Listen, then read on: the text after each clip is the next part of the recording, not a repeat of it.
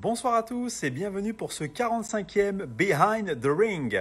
Nous avons le plaisir aujourd'hui d'accueillir Nadjib Mohamedi, ex-champion de France professionnel des poids lourds de boxe anglaise entre 2008 et 2014. Il a notamment été ex-challenger mondial à l'IBF. Il a notamment été lauréat des Gants d'Or en 2013 qui récompense le meilleur français, le boxeur français de l'année en cours. On va faire un parcours avec lui pour voir un petit peu ce qu'il a à nous dire. On va se présenter et le faire venir sur le live. Salut. Salut Nadjib, Salut comment tous. vas-tu? Ça va très bien. Salut à tous. Désolé, je suis en voiture. Oui, il n'y a pas de souci. Ouais, je vais me Nickel. reposer un petit peu. Et puis tout d'abord, on voudrait vraiment te remercier de nous donner du temps. C'est cool de passer un petit moment avec nous. C'est un grand plaisir de partager un moment avec vous, avec des fans de boxe, avec des personnes qui aiment la boxe, qu'ils soient puristes ou amateurs. C'est un vrai plaisir. Moi, j'aime C'est transmettre et gentil. échanger.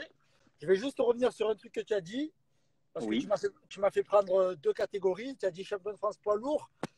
Ah pardon, excuse-moi, mi-lourd, effectivement, mi-lourd. C'est pas grave. Je me suis senti Excuse-moi. grossir. Non, il n'y a pas de souci. Voilà, Pas de c'est souci. lourd. Ouais. Très bien. Alors, on va démarrer, Nadjib, et Ouais. de manière très simple, dans un premier temps, si tu peux te présenter et nous dire un petit peu qui tu es.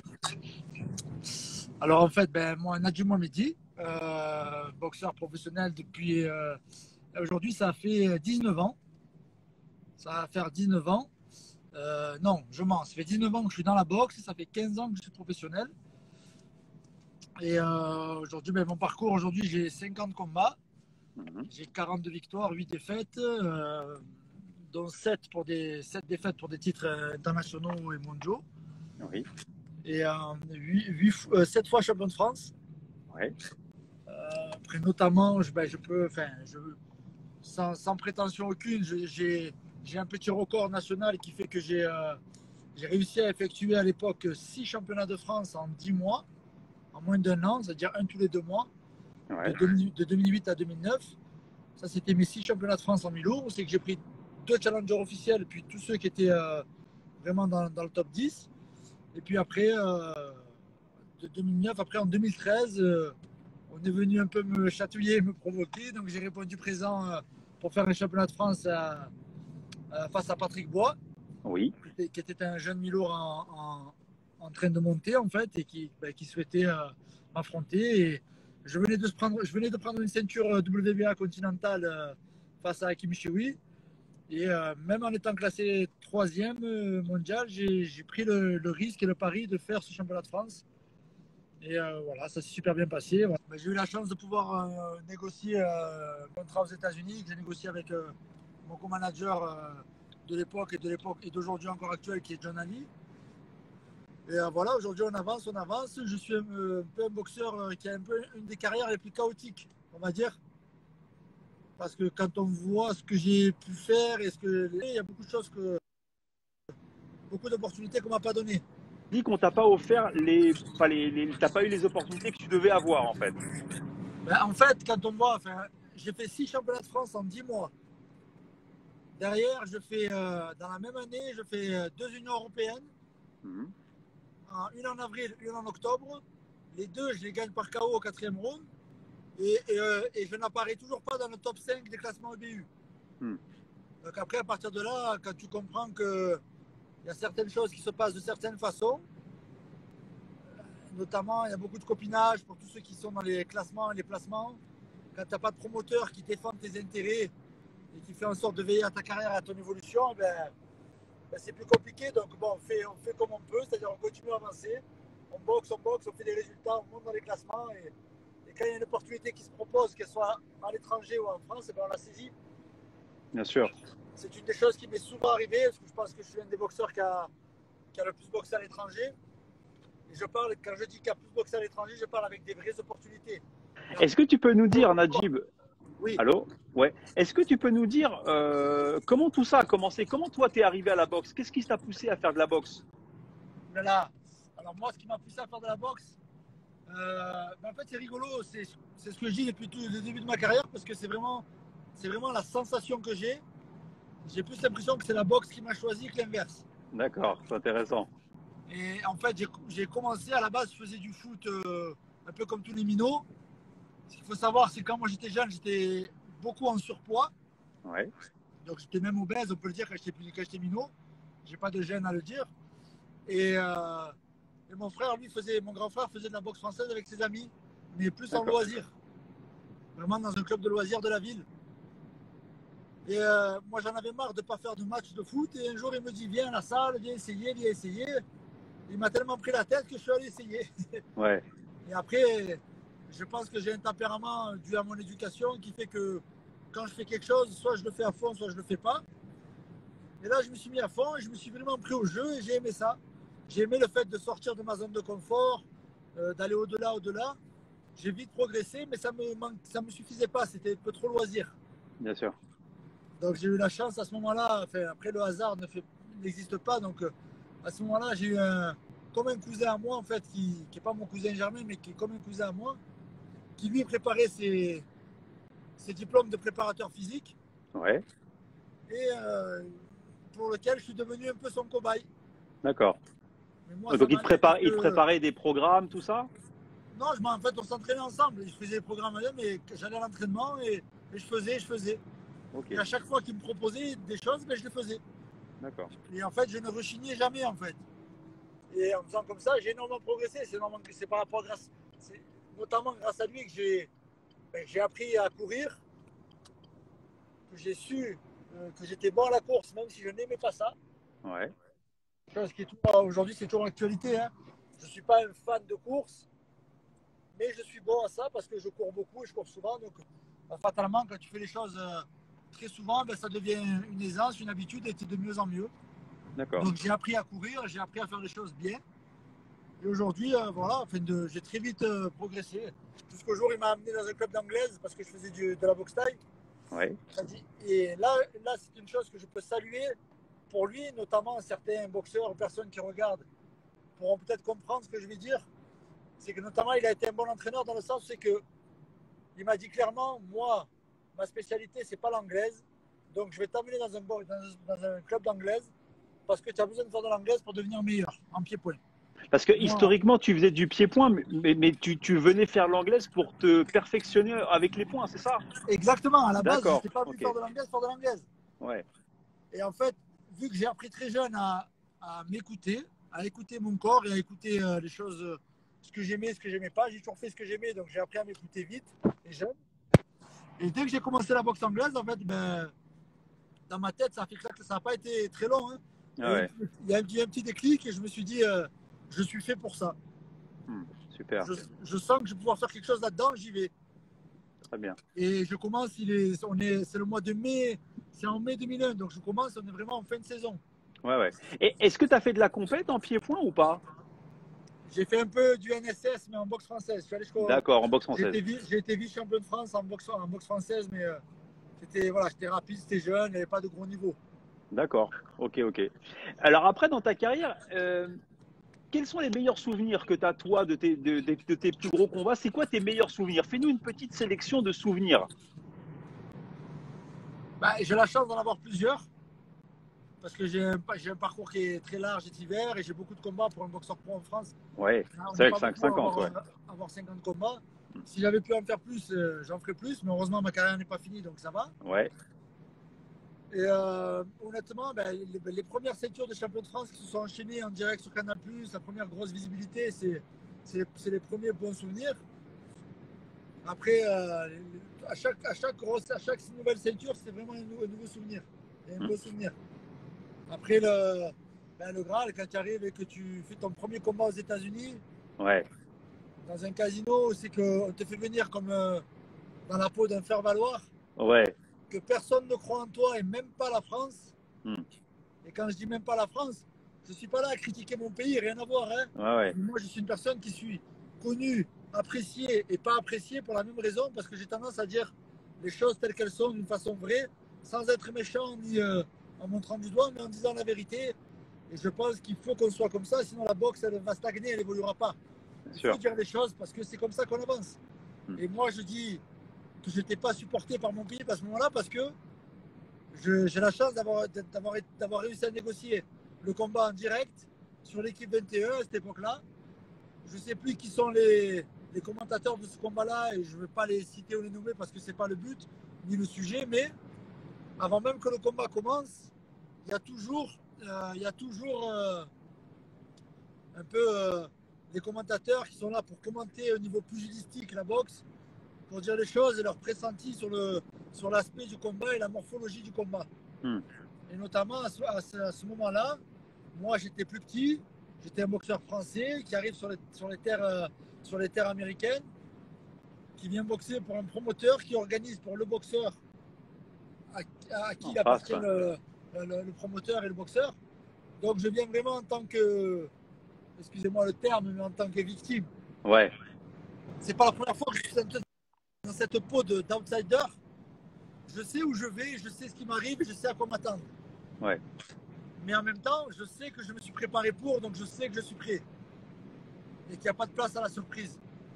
Donc, et les commentateurs, ils commencent par dire que ça va être très difficile pour moi. Bien sûr. Parce que le boxeur est plus grand, parce qu'il est plus longiligne, parce que je ne suis pas sur mes terres. Donc, vraiment, au début du combat, on va dire que la couverture était plutôt du côté de l'adversaire par rapport aux commentateurs français. Et au fil de temps, au fil des rounds, on voit que je prends l'ascendant et vite la couverture se retourne et les commentateurs commencent à dire mais c'est magnifique ce que fait Nadjib Mohammedi, il est en train de surprendre tout le monde. Donc moi, ça me va et puis je surprends parce que je gagne avant la limite sur des terres étrangères et c'est une demi-finale mondiale. Ouais. Donc, de là, tout commence et tout redémarre et c'est un renouveau vraiment. Et là, je commence à montrer que la France, les Français, et notamment Nadjib Mohammedi, a sa place là où il est. Clairement. Donc là, ça, c'est un des premiers grands souvenirs parce que c'est aussi bien une victoire, une revanche et une prise de position et une crédibilité qui se crée pour ceux qui ne croient pas en toi ou plus en toi en France. Ah ouais. Et puis à partir de là, on arrive grâce à John Ali, je peux le dire, parce qu'à l'époque, mon agent de l'époque n'était pas du tout compétent, sans citer de nom non plus, n'était pas du tout compétent. Et nous, on a réussi à négocier les choses bien pour faire monter mon nom aux États-Unis. Donc, ce sont des choses qui ne sont pas négligeables. Ouais. J'ai réussi à boxer à Atlantic City, où c'est que je mets mon KO le plus rapide de ma carrière en moins de 2 minutes. Face à un Américain encore, c'était face à un Américain, face à De La Hoya qui vient me féliciter dans le vestiaire de suite derrière. Donc ça, c'est des souvenirs. Voilà, je me rappelle, je suis dans la douche et on me dit viens vite, viens vite. Et j'ai dit mais je me lave. Je me viens vite, De La Hoya est là, il veut te féliciter, sors. Donc je sors et on peut trouver sur les réseaux la photo, c'est qu'il me prend c'est qu'il me check la main et ou c'est qu'on me voit en serviette parce que je sors vraiment de la douche. Ouais, carrément. Voilà. Après, derrière ça, il y a des propositions qui se font de suite derrière. Et voilà, nous, on avait déjà avancé sur des contrats, donc on n'a pas à tourner la veste et on a été sérieux et professionnel parce que c'est comme ça qu'il faut l'être. Si dans ce métier, on n'a pas une parole et un sérieux, tout se sait, tout le monde se connaît, donc ça va très vite. Et puis à partir de là, voilà, après les choses elles se passent. Le plus gros souvenir aussi, c'est la grosse mise en avant sur le championnat du monde de Kovalev. Oui. Comme tu l'as dit en préambule, j'étais challenger officiel IBF. Mais en fait, la chose c'est qu'on a été bon et fort, vraiment, et qu'on a calculé tout ça. Parce que beaucoup de gens n'ont pas compris pourquoi j'étais challenger IBF, mais pourquoi il y avait les 3 ceintures sur la table. Il y avait les 3 ceintures sur la table parce que moi, j'avais fait en sorte, j'étais challenger IBF numéro 1, j'étais 3 WBA et j'étais 4 WBO. Donc j'étais pratiquement challenger officiel dans toutes les fédérations. C'est ce qui a fait que je suis le seul Français à l'heure actuelle aujourd'hui, si je ne me trompe pas, à avoir fait les champions du monde sur le sol américain avec 3 ceintures mondiales sur la table. Après, ce qui se passe, c'est que je ne l'ai pas dit ouvertement à la presse ou au public, machin, parce que malheureusement, on est dans un pays qui juge un peu trop vite. Et lors du combat contre Kovalev, lors de la préparation, moi je suis un boxeur qui suis acharné, ma réputation elle est plus à faire sur mes capacités physiques ou autres. Et je suis parti en préparation pour 3 mois et je suis parti vraiment trop fort, je pense. Et en moins d'un mois, je pouvais plus faire de footing parce que j'avais une fracture de fatigue de la cheville. J'avais une déchirure de 4 cm à l'iliaque, c'est sur le côté des abdos. Donc, je ne pouvais plus faire de sparring. Et j'avais une très, très grosse inflammation du long biceps et du sous-épiné qui se trouve au niveau du bras gauche. Donc, impossible de mettre vraiment beaucoup de coups. Et il a fallu quand même que je gère mon préparation avec toutes ces blessures-là. Et c'était la première fois de ma carrière, pour le combat le plus important de ma carrière. Ouais. Donc, c'est une chose qui n'est pas négligeable. Et j'aurais pu, si j'avais dit ça en public, on me dit ouais, mais t'es bête, t'aurais dû le dire, et puis voilà. Sauf que ce qu'il faut comprendre, parce qu'il y a très peu de personnes malheureusement qui ont la compréhension du boxing business en France, ce qu'il faut comprendre, c'est qu'en fait, si j'avais passé mon tour, alors oui, mes promoteurs, ils auraient compris, j'avais tout ce qu'il fallait en termes de preuves médicales et autres. Sauf que le combat, il aurait quand même eu lieu. Ils auraient donné un autre challenger. Moi, pour utiliser une expression qu'on aime bien à Marseille, ils m'auraient mis à la cave. Ouais. Ils m'auraient mis à la cave et pour ressortir de la cave, ils auraient joué avec moi et puis voilà, j'aurais perdu ma place et j'aurais perdu un peu cette opportunité de faire un gros championnat du monde aux États-Unis. Ouais, mais clairement, la proposition ne se refuse pas. C'est un challenge qu'on est obligé d'accepter. On est obligé d'accepter parce que sinon, voilà, on passe pour le trouillard et puis on passe pour, voilà, on ne sait pas quand c'est qu'on aura cette opportunité-là. Bien sûr. Alors, beaucoup vont dire oui, c'est pour l'argent, pas pour l'argent. C'est pas pour l'argent, même si c'est pas négligeable. Il y a le challenge, c'est déjà de boxer Kovalev, c'est quelque chose. Hein. C'est le challenge, puis il faut oser le faire. Bien sûr. Il faut oser le faire, donc je l'ai fait. Et puis honnêtement, je ne regrette pas. Bien sûr. Je regrette pas. Et même par la suite derrière, ce que j'aurais pu faire aussi, si j'avais été un boxeur prudent, qui ne prend pas de risques, un peu un boxeur, ce qu'on appelle planqué. Parce que tu as les boxeurs qui ont la chance d'avoir une carrière bien suivie, bien organisée par des promoteurs. Et si là, et tant mieux, si on a la chance de le faire, il faut le faire, parce que ce n'est pas une chance qui est donnée à tout le monde. Par contre, tu as ceux qui n'ont pas la chance, justement d'avoir un promoteur, qui doivent se débrouiller seuls et qui doivent prendre des risques et tout ce qu'on leur propose, tout ce qui vient, il faut le prendre. Absolument. Chose que j'ai faite. Ouais. J'ai toujours répondu au challenge. J'ai la chance d'avoir. Aujourd'hui, j'ai une réputation. On sait que Mohamed prend tout le monde. Bien sûr. Il prend tout le monde, mais il réfléchit. C'est-à-dire, je ne suis pas bête et stupide. Je vais prendre tout le monde, mais il faut que ce soit dans de bonnes conditions. Comme par exemple, mon premier championnat du monde que je fais, c'était en 2010 face à Nathan Cleverly. Nathan Cleverly à l'époque, il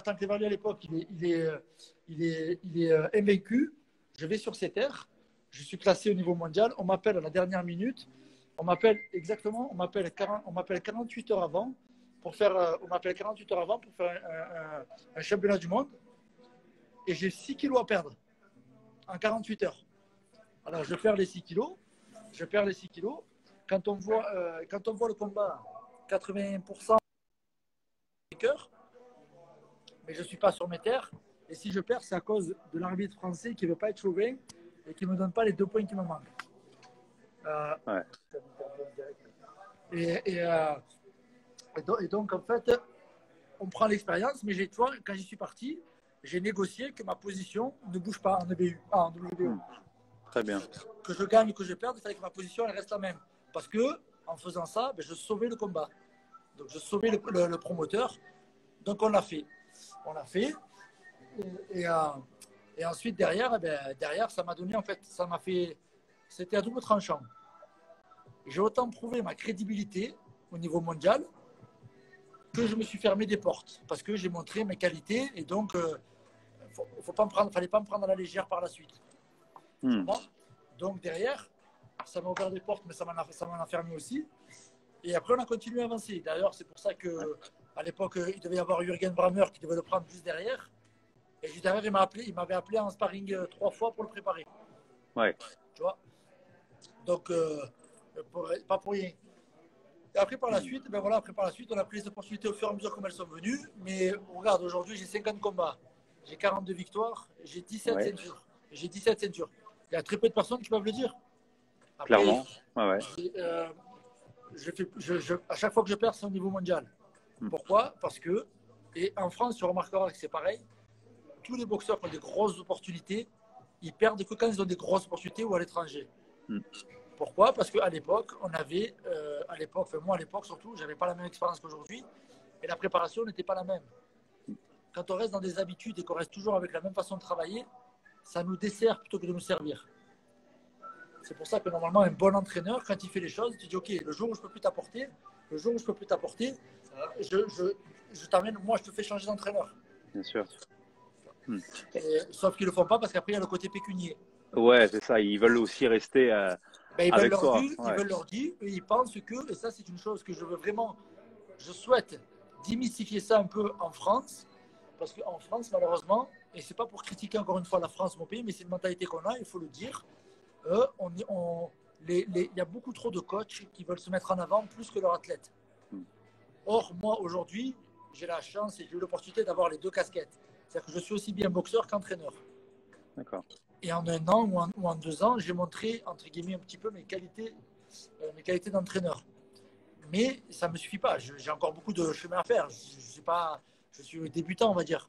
Ouais. Mais vu les résultats que mon athlète a eu et mes athlètes peuvent avoir, il y a quand même j'ai une crédibilité aujourd'hui. C'est-à-dire que si je parle, on peut quand même m'écouter. Même si on Et puis j'imagine que tes élèves aussi, quand tu les accompagnes, que tu les prépares, il y a aussi ce respect vis-à-vis de toi. Et c'est aussi encourageant et rassurant d'avoir quelqu'un comme toi dans le coin. Alors, ça peut être rassurant comme ça peut être frustrant. C'est tout dépend comment c'est. Et vu que moi, je ne me mets pas en avant, je ne cherche pas à me mettre en avant parce que je n'ai pas besoin, ça me suffit que la lumière que j'ai quand c'est moi qui suis sous le projecteur, elle me suffit. Alors c'est peut-être pour ça que je suis comme ça, parce que j'ai les deux casquettes. Si j'en avais qu'une, peut-être que je ferais comme d'autres personnes, à vouloir me mettre en avant. Pour l'instant, je suis toujours actif et tout va bien. Et ma façon d'entraîner ou de coacher, c'est pas seulement je t'entraîne sportivement et je t'apprends la boxe et ce que je sais faire et le reste, stop. Non, j'apprends une vraie philosophie de vie, une vraie façon de travailler et j'éduque mes athlètes à savoir réfléchir. Je ne les éduque pas à m'écouter au doigt et à l'œil. Je les écoute vraiment, je les entraîne vraiment à écouter et à parler et à poser des questions. Parce qu'un athlète qui ne pose pas de questions, pour moi, ce n'est pas un bon athlète. Un athlète doit poser des questions parce que s'il comprend. Ouais, non, il faut se forcer à réfléchir, à être curieux, c'est ça, quoi. Parce que s'il comprend pourquoi il fait les choses, il ne pourra que mieux les faire. À mon sens, hein. À mon sens. Ensuite, voilà, après, on a évolué. Et je dis, on a fait 2 ceintures européennes. Après le championnat du monde compliqué. Après, on m'appelle, vu que j'ai fait ça, on m'appelle pour faire une autre ceinture mondiale en Russie, à Saint-Pétersbourg. Et là, par contre, voilà, les conditions. À l'époque, moi, j'écoute et je fais confiance à mon agent.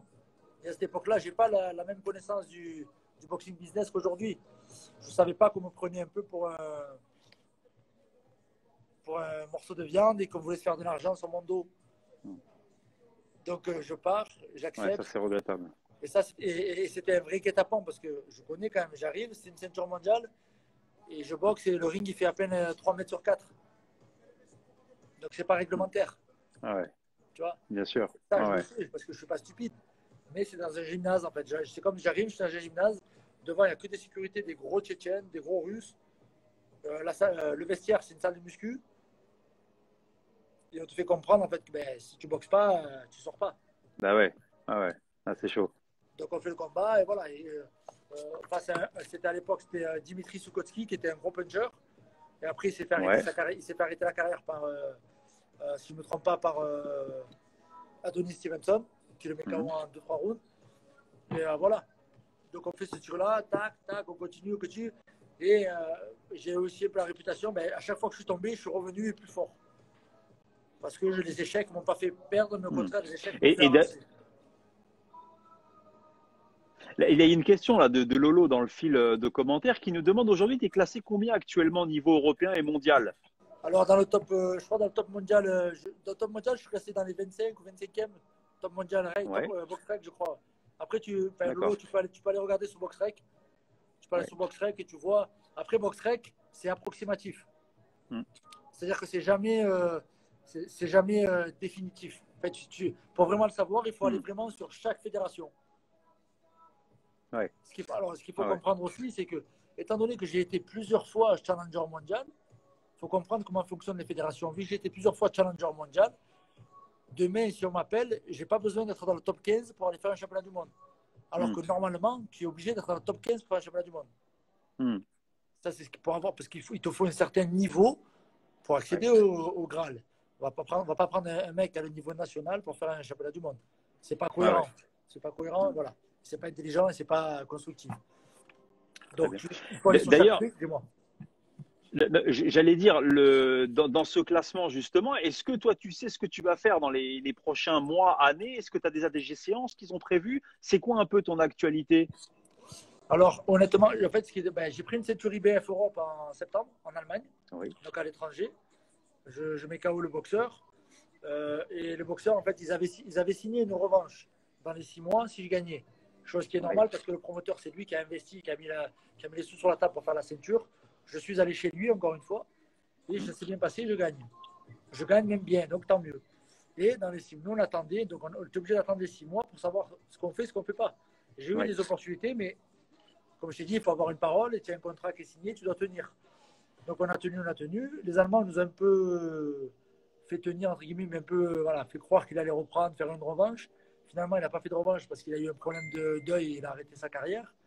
Derrière, on m'a proposé un double championnat du monde en Allemagne au mois de mars. J'étais oui, ok, il n'y a pas de souci. J'ai dit oui, j'ai validé. Ce championnat du monde, il s'est annulé parce que le boxeur en titre a été obligé par la fédération de prendre son challenger officiel. Donc, il n'a pas pu faire de dérogation avec moi. Et après, il y a eu le confinement. Mais initialement, on était en négociation et on devait faire une demi-finale mondiale. D'accord. On doit faire une demi-finale mondiale IBF en Allemagne contre un boxeur de là-bas. D'accord. J'ai le nom, mais tant que rien n'est signé, je préfère ne rien dire. D'accord, très bien. Et tu attends une date, j'imagine, quand on y verra plus clair, quoi. Voilà, on espère dès que ce sera possible d'organiser avec des personnes, jusqu'à 5000 personnes, on va dire. Voilà. Super.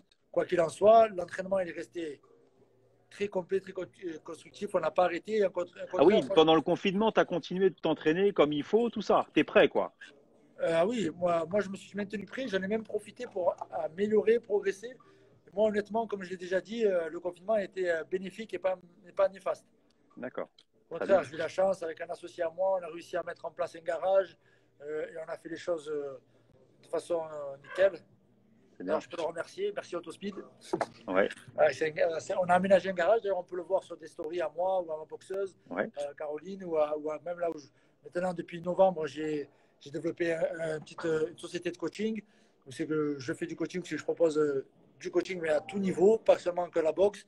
Vraiment à tout niveau, c'est que je propose aussi des diètes et des sèches. Et voilà, et ça fonctionne très bien. J'ai un gars qui est depuis novembre qui a perdu 27 kilos, donc ça avance bien. Et d'ailleurs, je ne sais pas si tu as déjà pensé à l'après-carrière, tout ça. Est-ce que le coaching, c'est une piste pour toi, pour le développement d'après-carrière? C'est quelque chose qui t'intéresse? En fait, je ne sais pas pour toi, mais tu dois le savoir aussi maintenant. En fait, dans la base, soit tu as la fibre pour transmettre, soit tu l'as pas. Oui, bien sûr. Après, tu peux toujours la travailler, mais soit tu l'as, soit tu l'as pas. Moi, j'ai la chance de l'avoir. J'ai la chance de l'avoir parce que je suis un vrai passionné et depuis toujours, je suis là, je conseille et je donne et je transmets aux jeunes athlètes. Après, je me suis toujours dit que j'allais entraîner dans tous les cas parce que ça coule de source. Et jusqu'à aujourd'hui, même à mon âge, on voit comment je m'entraîne et comment je suis passionné et j'aime ça. Ouais. Et le fait que j'ai aujourd'hui, j'ai commencé avec Caroline Crevelier en tant qu'athlète. Ça fait 1 an et 4 mois. Elle n'avait pas le niveau mondial, mais elle n'avait pas le niveau national, pardon. National. Aujourd'hui, elle est vice-championne du monde en 1 an et quelques, en 1 an et demi. Elle a bien travaillé. C'est elle qui a travaillé. Moi, je l'ai guidée, orientée, managée et entraînée, mais c'est elle qui a fait le boulot. Et depuis, j'en ai 4-5 autres qui sont là maintenant. Et oui, c'est un projet. Le coaching, c'était prévu. Le confinement m'a aidé encore plus à voir les choses et à développer certaines choses. Et tout l'été va faire que je vais développer pas mal de choses aussi. Et donc, non, c'est une piste. À l'après-carrière, on y pense tout le temps. Et elle me permet d'être encore plus actif. Et le fait de coacher d'autres personnes font que je vois mieux les choses de façon différente, en fait. Quand tu entraînes, tu vois différemment la chose. Et c'est bien. C'est complémentaire. Clairement. Et pour faire un petit focus aussi sur ton style, Najib, qu'est-ce que tu pourrais dire sur tes qualités? Quelles sont tes meilleures qualités selon toi en tant que boxeur? Le travail, d'être un travailleur, vraiment. Je pense Ouais, que ma plus grosse qualité, c'est le fait que je sois un gros bosseur, un vrai travailleur. Je ne suis pas un doué ou un ouais, inné, même si on pourrait penser à le croire. J'ai beaucoup travaillé sur l'aisance, sur la fluidité des coups. C'est ce qui fait que j'essaye d'être plaisant à voir et à regarder. Et ouais, souvent, ça marche, donc ça plaît. Il ne faut pas oublier que c'est un sport spectacle.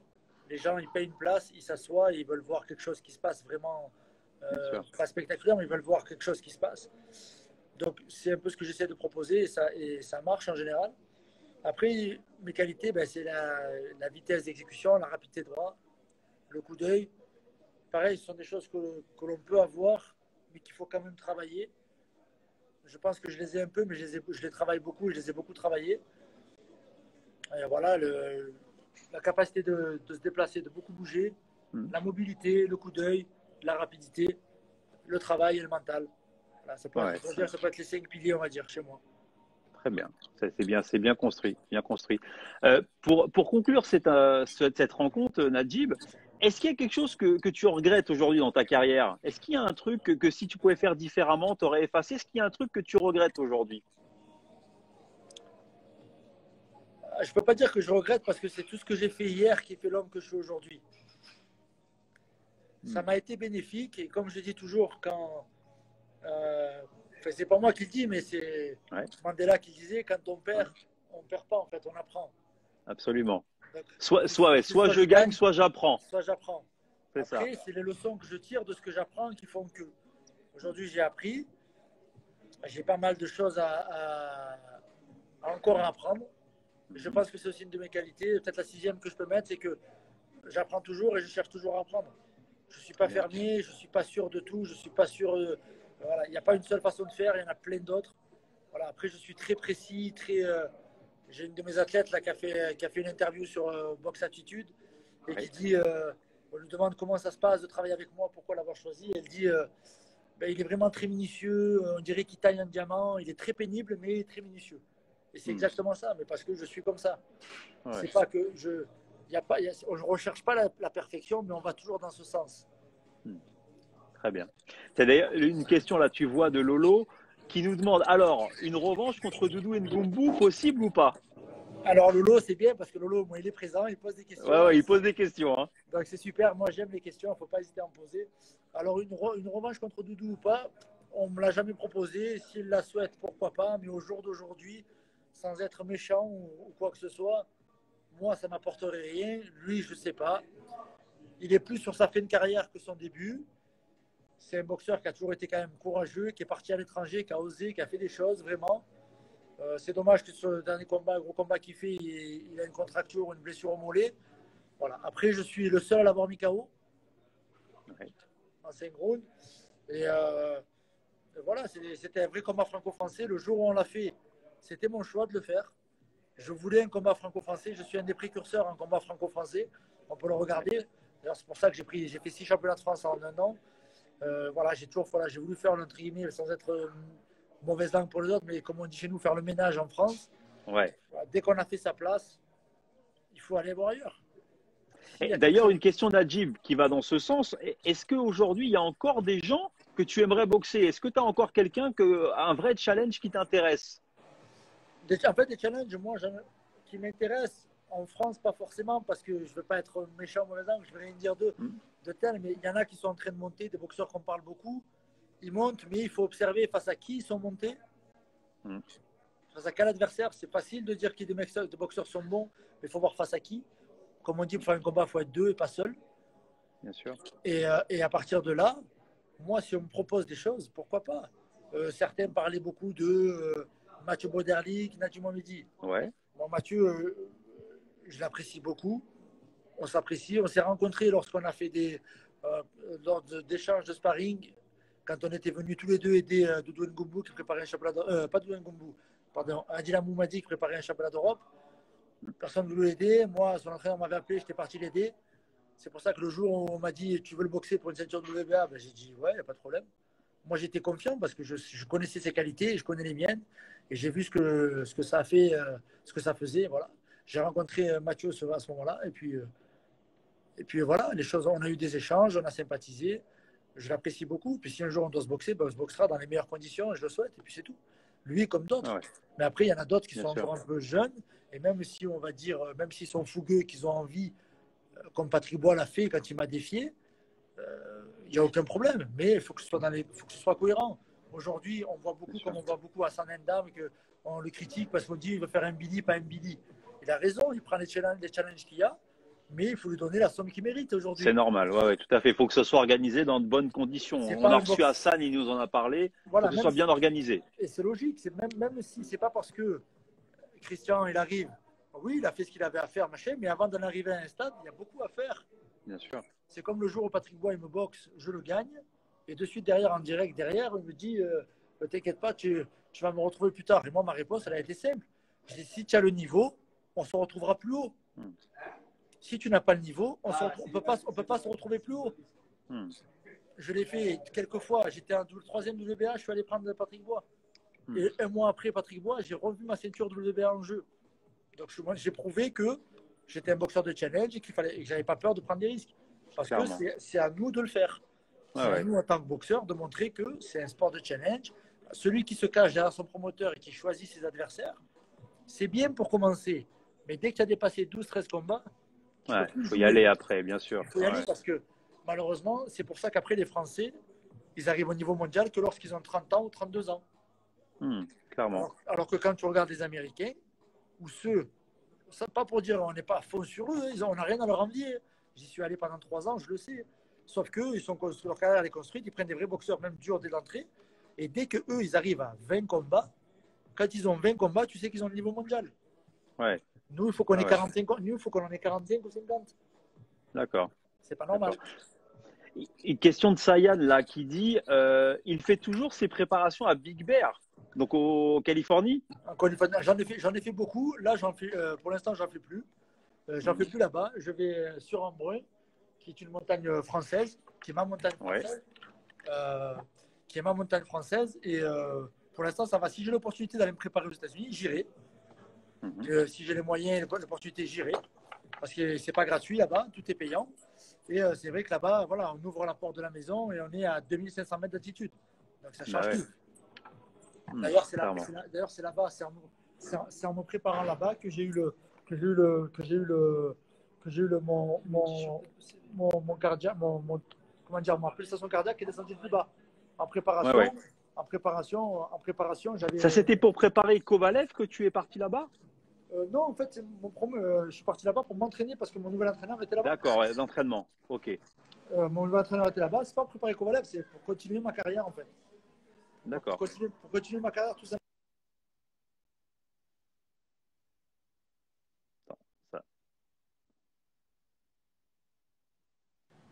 Ça capte pas ici.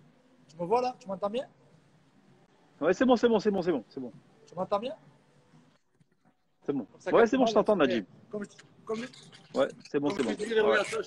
Je suis à l'entraînement, donc c'est pour ça. C'est très bien. Nickel.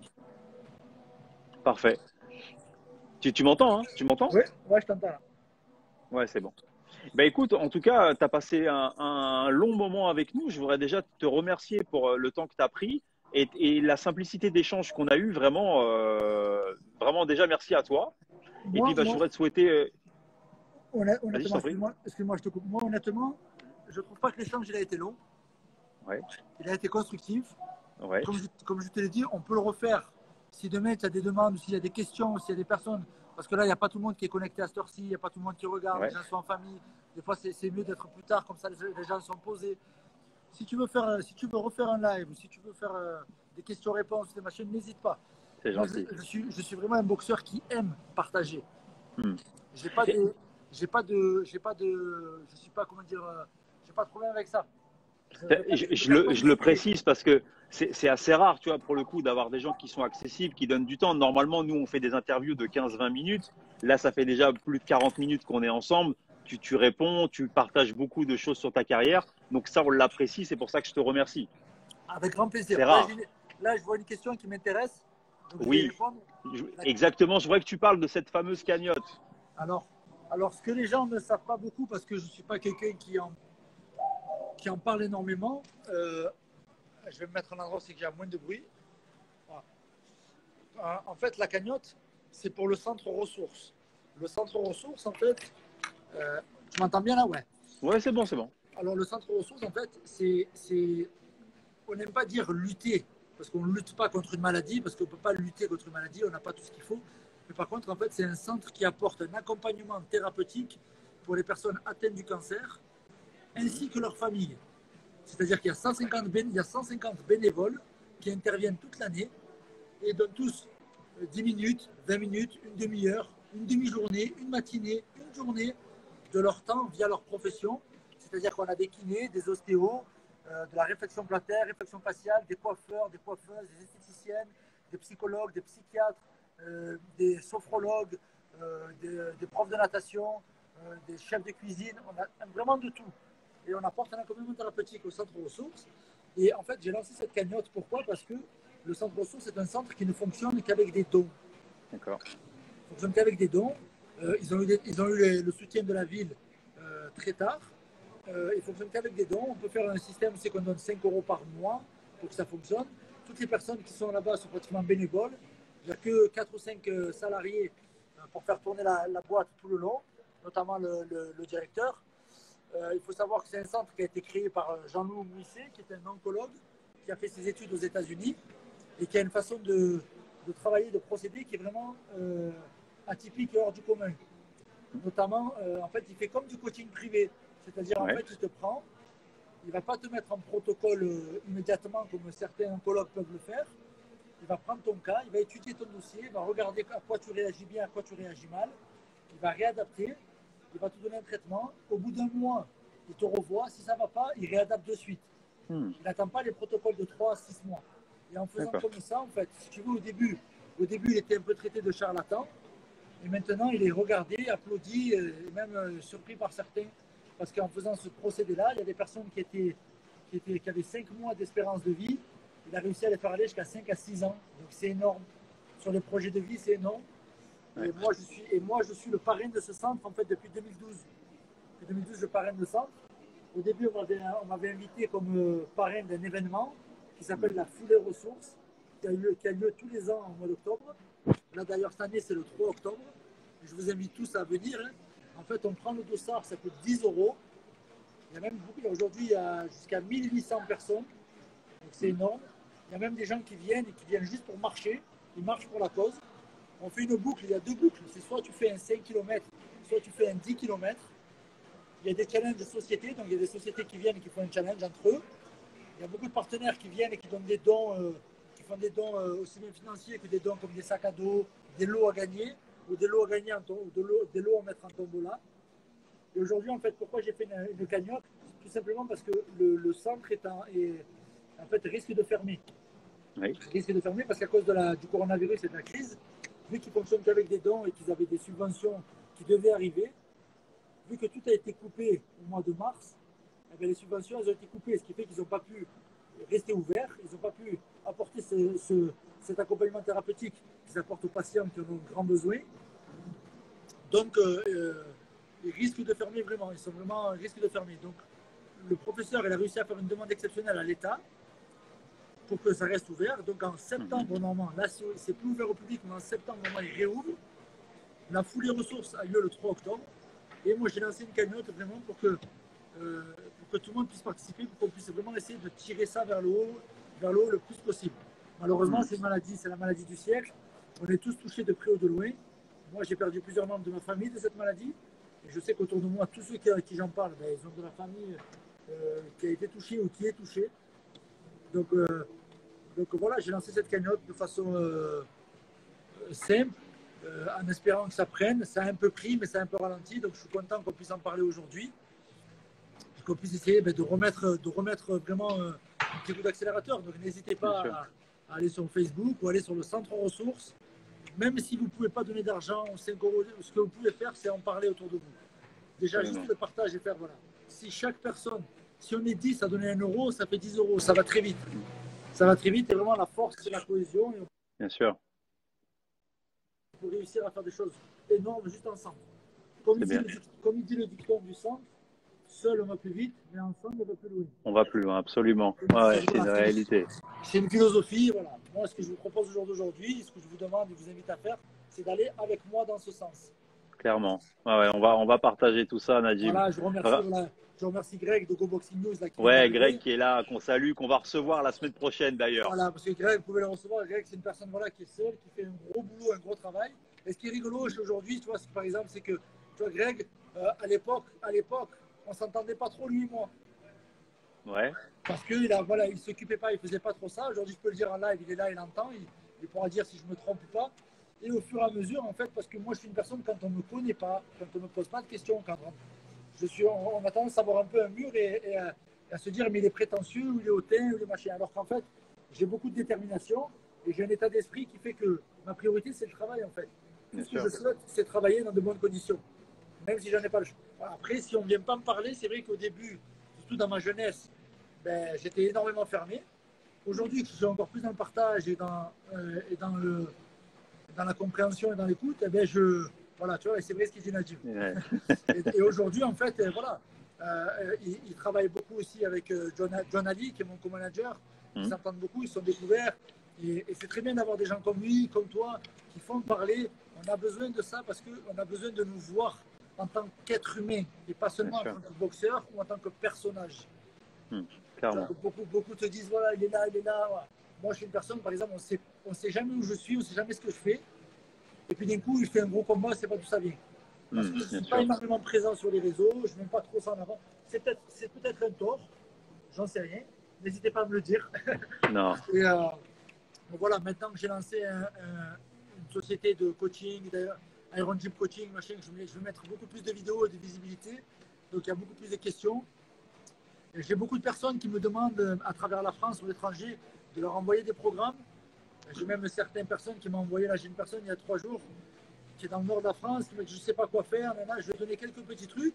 Comme je te dis, je n'ai pas de problème à partager et je ne suis pas là que pour faire de l'argent. bien Il en sûr. faut pour vivre, mais j'aime partager. Donc cette personne-là, tu vois, si je t'envoie la capture d'écran de son message, il va dire je voulais juste te remercier, ça fait que 20 jours que je travaille.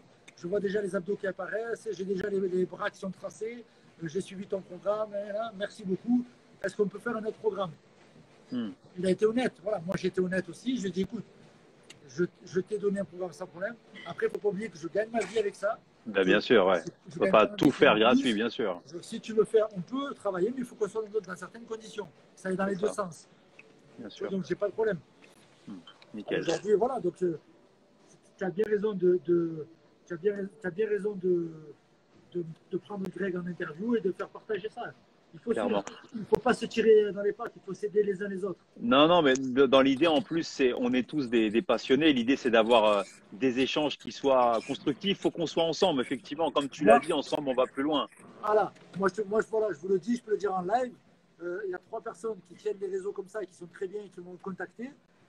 Tu as Go Boxing News, tu as Apollo, et tu as Box Attitude, Oui, qui est bien suivi aussi. Là, moi, j'ai une interview qui tourne avec moi et mes filles, mes boxeuses, mes athlètes avec qui je travaille, où c'est qu'elles expliquent pourquoi elles ont choisi de travailler avec moi, comment ça se passe un petit peu, et voilà. Et c'est bien pour les personnes qui sont intéressées d'aller réagir, parce que quand vous réagissez, ben, vous donnez envie, notamment à nous les athlètes, d'en dire plus et de partager plus.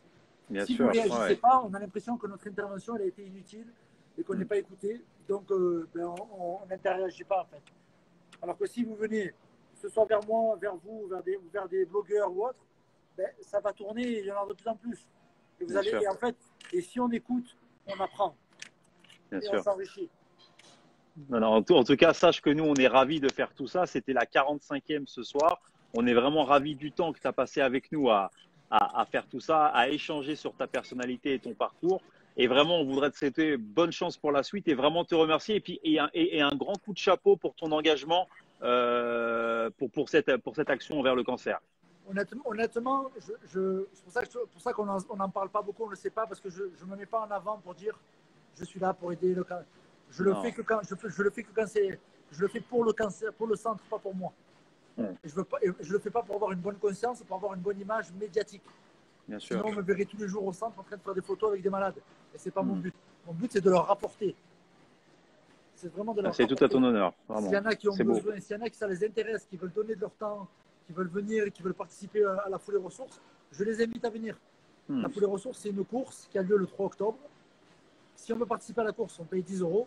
Si on va participer à la course, on peut venir toute la matinée de 9 h jusqu'à 15 h.